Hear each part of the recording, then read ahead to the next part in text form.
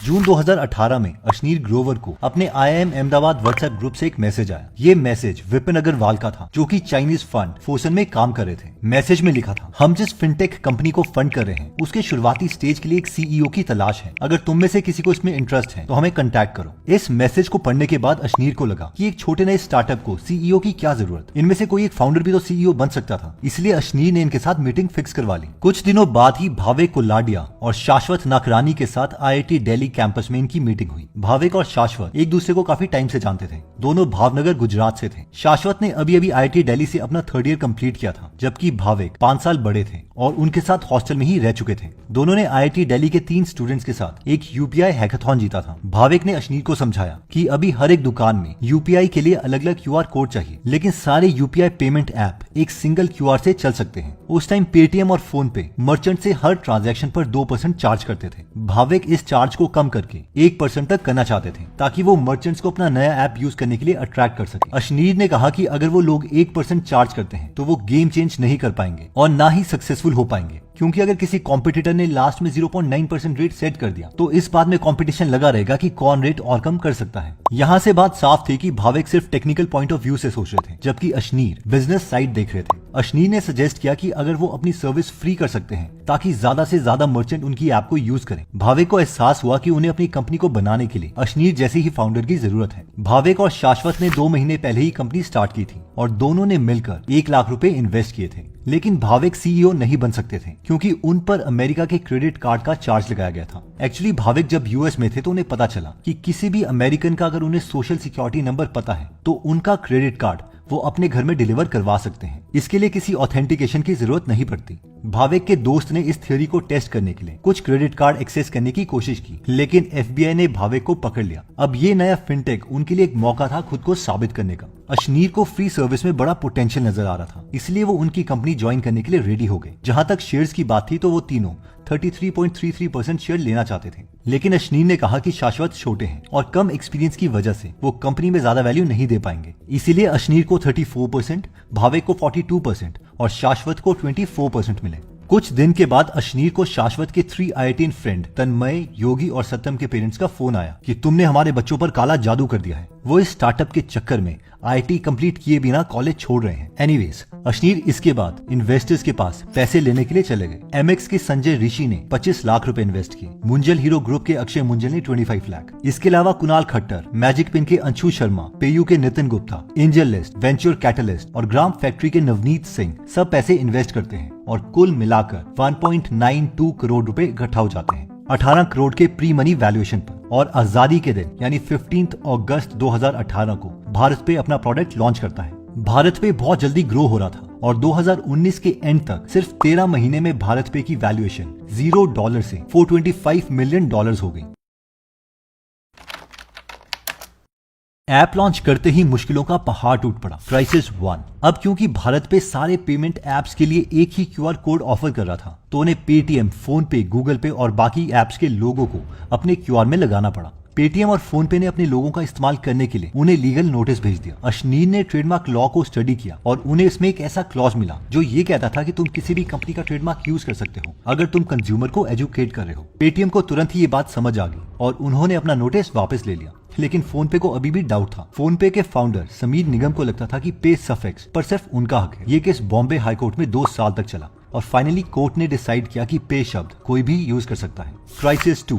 भावेक take site संभाल रहे थे, जबकि Ashneer banking, relationships, fund raising, managing strategy, नए प्रोडक्ट का लॉन्च और टीम बनाने में बिजी थे। इसलिए उन्होंने दूसरे को फाउंडर शाश्वत को अलग अलग शहरों में डिस्ट्रीब्यूशन और प्रोडक्ट लॉन्च करने के लिए भेज दिया। अब कंपनी को कोई ऐसा चाहिए था जो उनकी एडमिनिस्ट्रेशन को संभाल सके। उन्हें किसी ऐसे शख्स की तलाश थी जो भरोसेमंद भी हो और कंपनी की कॉस्ट भी बचा सके।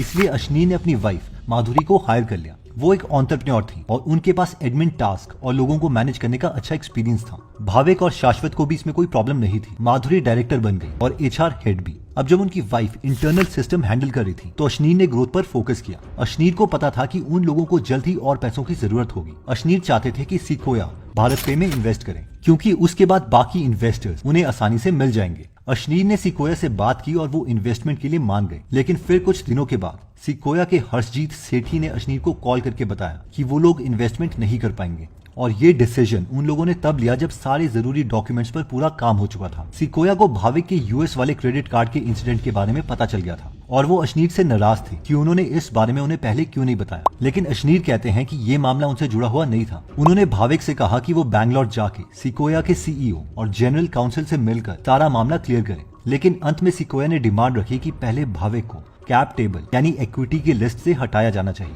तभी वो लोग $1 मिलियन इन्वेस्ट करेंगे। अशनीर ने यह डिसीजन भाविक को लेने को कहा। भाविक इसके लिए मान गए। भाविक के सारे शेयर्स बी नेक्स्ट और सिकोया ने 4 करोड़ रुपए में ले लिए। धीरे धीरे अशनीर की अपनी कंपनी में कई टीम मेंबर्स के साथ टेंशन बढ़ने लग गई, जिसमें पहले थे सुहेल समीर। अशनीर ने सुहेल समीर को हायर किया अपने आइडियाज को एग्जीक्यूट करने के लिए, ताकि वो ग्रोथ पर ध्यान दे सके। हायर करने के बाद अशनीर को पता चला कि सुहेल को पिछली job RP Sanjeev Goenka group से निकाला गया है, क्योंकि उनका अफेयर किसी लेडी के साथ चल रहा था और वो लेडी भारत पे में सुहेल की ईए के लिए जॉब के लिए अप्लाई कर रही है। अशनीर ने सुहेल से कहा कि उन्हें उनके पास का पता चल गया है और वो उस लेडी को हायर नहीं करने वाले। इस पर सुहेल हंस दिए और कहा कि उन्हें कोई फर्क नहीं पड़ता। लेकिन अशनीर जानते थे कि सुहेल इस बात पर नाराज जरूर होंगे। फिर कुछ दिनों के बाद जब अशनीर अपनी वाइफ को डायरेक्टर बनाने का सोच रहे थे, तो एक दिन भाविक के साथ सुहेल ने ड्रिंक करते हुए कहा कि अगर माधुरी बोर्ड सीट में आती है तो मैं मार्च में रिजाइन कर दूंगा। अशनीर को बुरा तो लगा, लेकिन उन्होंने डिसाइड किया कि वो अपनी वाइफ माधुरी को डायरेक्टर नहीं बनाएंगे। लेकिन वो कहते हैं कि ये उनकी सबसे बड़ी मिस्टेक थी। शाश्वत नकरानी। अशनीर कहते हैं कि 20 साल का लड़का जिसने आईआईटी ड्रॉप कर दिया था, उसने मिलियंस बनाए सिर्फ सही जगह सही टाइम पर आने के लिए। जब अशनीर को निकाले जाने की बारी आ रही थी तो शाश्वत ने वोट भी किया और अशनीर का फोन भी नहीं उठाया। इवन जब आईआईटी कंप्लीट करने की बारी आई तो अशनीर ने उन्हें कॉलेज जाने दिया और उनका सारा काम संभाला। भावेक कोलाडिया। अशनीर कहते हैं कि वो भावेक को अपना भाई समझते थे। जब कंपनी ने सिर्फ 1.9 करोड़ रुपीस रेज किए थे तो उस वक्त उन्होंने इन्हें 4 करोड़ रुपए का एग्जिट दिलवाया। 2 साल तक वो अशनीर के घर पर रहे बिना कोई रेंट दी। इवन माधुरी ने भावेक की वाइफ को करोड़ों रुपए का लोन दिया ताकि वो अपना नया बिजनेस स्टार्ट कर सके। भावेक का अच्छा नेचर होने के बावजूद अशनीर को शक है कि सुहेल और सुमीर ने भावेक को ड्रिंकिंग पार्टीज में उनके खिलाफ भड़काया, क्योंकि अशनीर ड्रिंक नहीं करते थे और न ही वो इन पार्टीज में जाते थे। उनके इन्वेस्टर सिकोया। जब अशनीर ने सिकोया से कहा कि क्या वो अपनी सैलरी बढ़ा के 36 लाख से 60 लाख रुपए कर सकते हैं, तो सिकोया ने एकदम मना कर दिया। इस पर अशनीर को पता चला कि वीसीज खुद मिलियंस की सैलरी निकालेंगे, लेकिन वो फाउंडर को एक नौकर ही समझते हैं। इसके अलावा जनवरी 2020 में जब भारत पे ने सीरीज सी राउंड के लिए सिकोया से पैसे उठाए थे, तो उस वक्त वो फाउंडर्स के शेयर्स और ईसॉप्स 2 मिलियन के खरीद लेंगे ताकि फाउंडर की पेपर मनी रियल मनी में कन्वर्ट हो सके। लेकिन बाद में हर्षजीत ने मना कर दिया कि सिकोया ये डील नहीं कर पाएगी और वो अशनीर से फॉर्मल इंग्लिश में बात करने लग गए और बहाने मारने लग गए, जिसकी वजह से अशनीर ने हर्षजीत का फोन उठाना बंद कर दिया।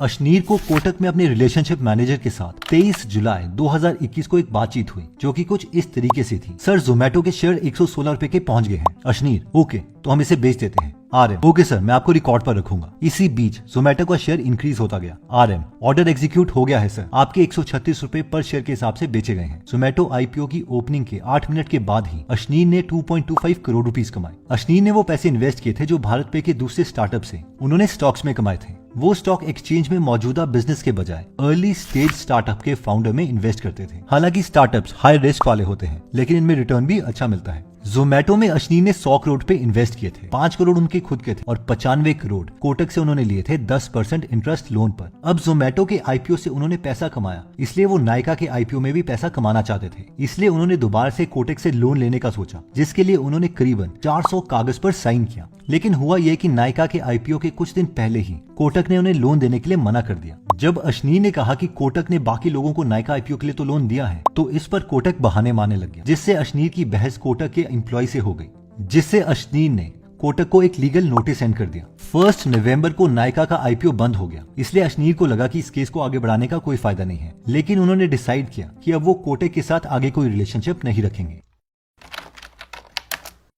26 दिसंबर 2021 को अशनीर और भावेक को एक ईमेल मिलता है जिसकी सब्जेक्ट लाइन थी अशनीर एट इट्स वर्स्ट। ये मेल किसी यूनिकॉर्न बाबा की तरफ से थी जिसके ट्विटर पर कई फॉलोअर्स थे। ईमेल में एक ऑडियो फाइल अटैच थी जिसमें अशनीर की आवाज की रिकॉर्डिंग थी जब वो कोटक में अपने आरएम से बात कर रहे थे। ईमेल में यूनिकॉर्न बाबा ने लिखा था, मैं इस ऑडियो को पब्लिक कर दूंगा, ये जहर से भरा है, तुम लोगों को इस तरह से जान से मारने की धमकी नहीं दे सकते। What the F. अशनीर ने बात को हवा में उड़ा दिया। उन्हें पता था कि उन्होंने ऐसा कुछ नहीं किया है। उन्होंने कभी भी आरएम को जान से मारने की धमकी नहीं दी थी। उन्होंने सिर्फ उनसे जवाब और सफाई मांगी थी। अशनीर अपने बचाव के लिए यूनिकॉर्न बाबा को जवाब देते हैं उन्होंने भावेक से पूछा क्या वो इस शख्स को जानते हैं, तो भावेक ने बताया कि हाँ, उनका एक कनेक्शन है। आखिरकार यूनिकॉर्न बाबा ने ऑडियो क्लिप डिलीट करने और मार्केटिंग सर्विसेज के बदले $2,40,000 की डिमांड की, यानी वो साफ तौर पर अश्नीर को ब्लैकमेल करने की कोशिश कर रहे थे। ऐसे कई कारण थे जो इस इल्जाम को झूठा साबित करते थे। इसके अलावा अश्नीर के आरब ने खुद उनके ऑफिस में आकर उन्हें न्यू ईयर विश किया था, तो इसीलिए अश्नीर ने इस ईमेल को मजाक में इग्नोर कर दिया।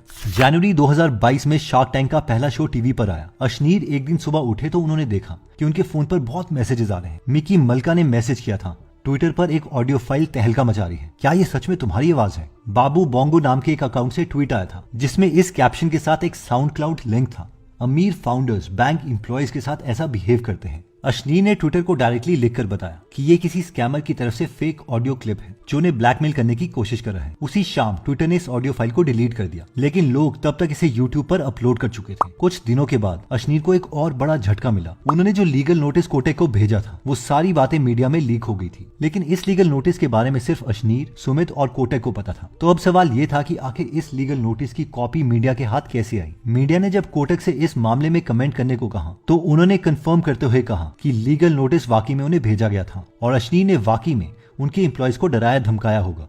इस पॉइंट पर आकर अश्नीर को लगने लगा कि उनके खिलाफ कोई ना कोई जरूर साजिश कर रहा है। मीडिया उन्हें एक विलन बनाने में तुली हुई है, जबकि असल में कोटेक और उनके एम्प्लॉयज ने उनके साथ बदसलूकी की थी। ऊपर से अब वो टीवी पर आने लगे थे तो मामला और भड़क रहा था। उनके बारे में इंटरनेट पर नेगेटिव खबरें फैल रही थी। उन्होंने दिन रात करके भारत पे को सक्सेस की ऊंचाइयों तक पहुंचाया था, लेकिन इसके बावजूद उन्हें नीचे गिराने की पूरी साजिश हो रही थी। अश्नीर ने सोचा कि क्यों ना कुछ दिन छुट्टी ले ली जाए, बाद में मामला खुद ब खुद ठंडा हो जाएगा। भावेक, सुहेल और सुमित ने बोला कि वो बोर्ड मीटिंग में उनकी छुट्टी की एप्लीकेशन रिजेक्ट कर देंगे। इसी बीच अश्नीर ने रजनीश कुमार को प्रोफेशनल डायरेक्टर हायर किया। वो स्टेट बैंक ऑफ इंडिया के चेयरमैन रह चुके थे, जिनसे अश्नीर उस साल की शुरुआत में मिले थे। रजनीश को 50 लाख की एनुअल फीस और 2 करोड़ की ईसॉप मिलने वाले थे, लेकिन अपने काम के पहले ही दिन उन्होंने अश्नीर को ईसॉप की रकम बढ़ाकर 3 करोड़ करने के लिए कहा।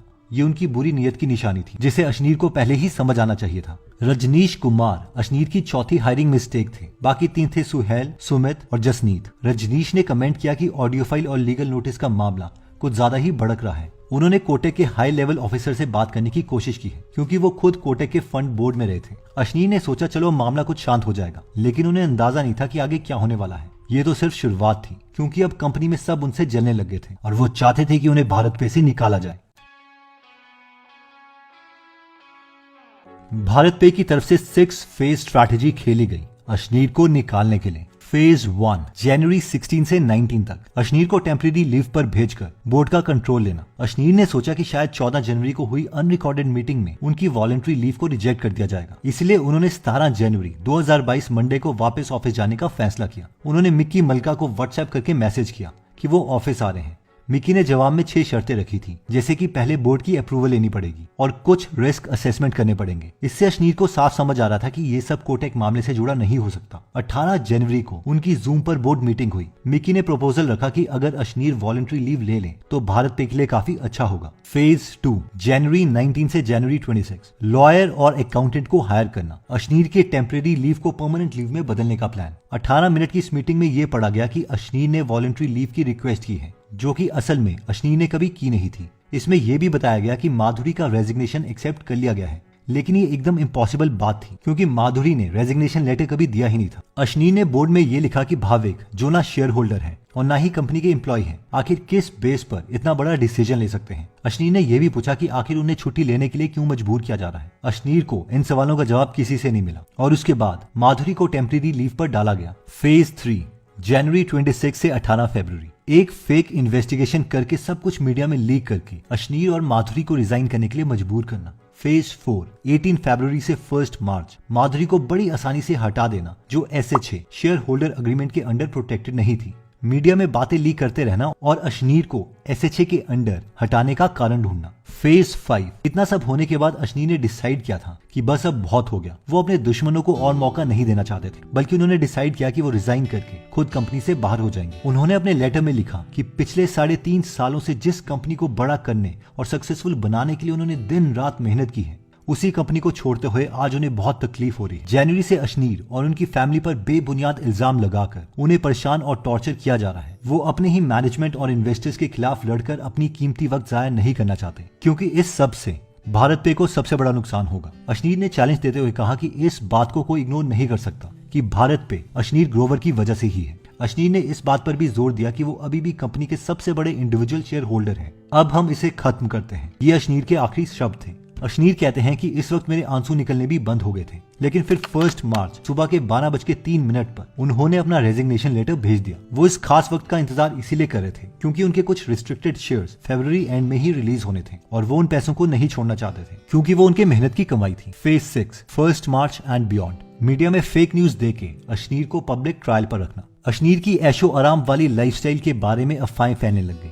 जहां तक उनकी लग्जरी गाड़ियों का सवाल था तो अशनीर ने बताया कि वो गाड़ियां उन्होंने अपनी मेहनत की कमाई से ली है। इसमें और एक इंटरेस्टिंग फेक न्यूज थी कि उन्होंने 10 करोड़ का डाइनिंग टेबल लिया है। अशनीर के कलीग जब उनके घर आए थे तो अशनीर ने कहा था कि ये टेबल बहुत भारी है, ये 150 किलो का है, लेकिन मीडिया ने भारी का मतलब महंगा कर दिया और टेबल को 150 किलो के बजाय $1.5 लाख बता दिया और एक और जीरो बढ़ा के उसे डॉलर के प्राइस से मल्टीप्लाई करके 10 करोड़ का मीडिया में बताया, जबकि टेबल सिर्फ 5 लाख का था, जो कि अशनीर को वैसे भी महंगा लग रहा था। अगर अशनीर के पास 10 करोड़ रुपए होते तो वो उसे भारत पे पर लगाते और उन लोगों के लिए जॉब क्रिएट करते जिन्हें अपने परिवार का पेट भरना है। खुद एक मिडिल क्लास फैमिली से है, इसलिए वो उनका दर्द समझते हैं। आज भी अशनीर के पास 240 मिलियन वर्थ की 8.43% इक्विटी है भारत पे की। 6 जुलाई 2022 को अशनीर और माधुरी जैन ने एक नई कंपनी खोली, थर्ड यूनिकॉर्न प्राइवेट लिमिटेड के नाम से, जो अभी किसी को नहीं पता कि एग्जैक्टली क्या करी है। अशनीर कहते हैं कि भारत पे की जर्नी से उन्होंने एज अ फाउंडर 5 लेसन सीखे। First, give your family a seat in board. अगर वो अपनी वाइफ माधुरी को डायरेक्टर बना देते तो शायद फोन पे से उन्हें रिजाइन नहीं करना पड़ता, इसलिए अपनी फैमिली को हमेशा प्रेफरेंस दो। Second, investor is not above you.